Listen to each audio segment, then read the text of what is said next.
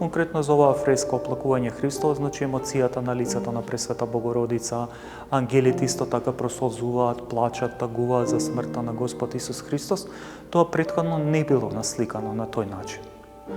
Меѓутоа, не само таму, сите ликови, значи од 12 век, имаат една карактерна особина, израз на лицето, што повторно ја прави оваа црква многу специфична.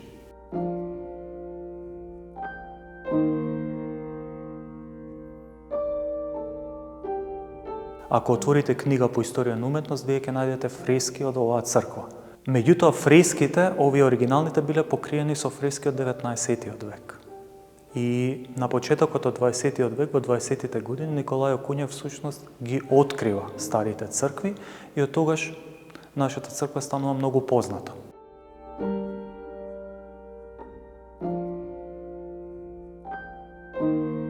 Во моментов се наоѓаме во манастирската црква посветена на Свети Пантелемон. Таа е најстара црква тука во околината на Скопје. Исто така истакнувам дека таа е една од 5 најстари во Македонија. Тоа ќе го подкрепам со фактот дека оваа црква е изградена во 12 век, поточно во 1164 година.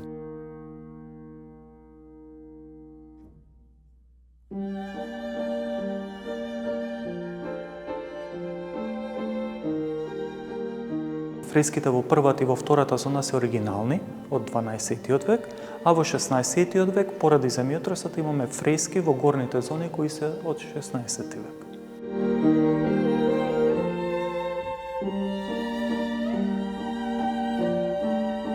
Во 1555 година има голем земјотрес, затоа и дознаваме од еден запис во еден стар ракопис, и во тој период, односно точно во таа година, 1555, куполата, централната купола на црквата, значи е оштетена, односно разрушена, и поради тоа повторно е изградена, и фреските во горните зони, што биле изгубени, се повторно обновени, насликани во 16 век.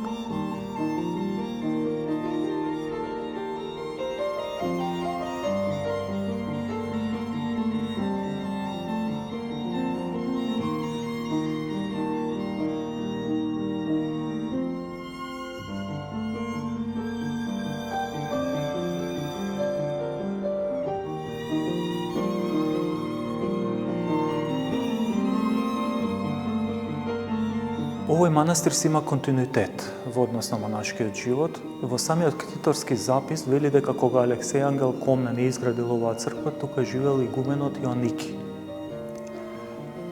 Во тој период, од 12 век наваму, сметаме дека живееле постојано монаси тука.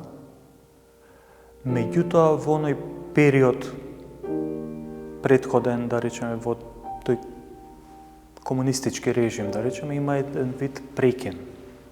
Последниот монах живее до 1952 година, а ние сме тука, значи, 7 години.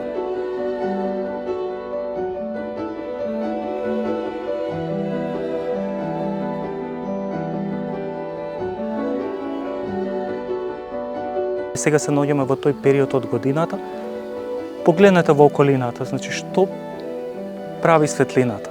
Се буди природата, ме разбирате? А и тоа што се случува внатре во црквата и во срцата на верниците е нешто посебно. И мислам дека од таму доаѓа дека всушност воскресението, прославувањето на воскресението е празник над празниците. Тоа што се случува на овој ден е всушност доказ за сето она за што Господ Исус Христос проповеда.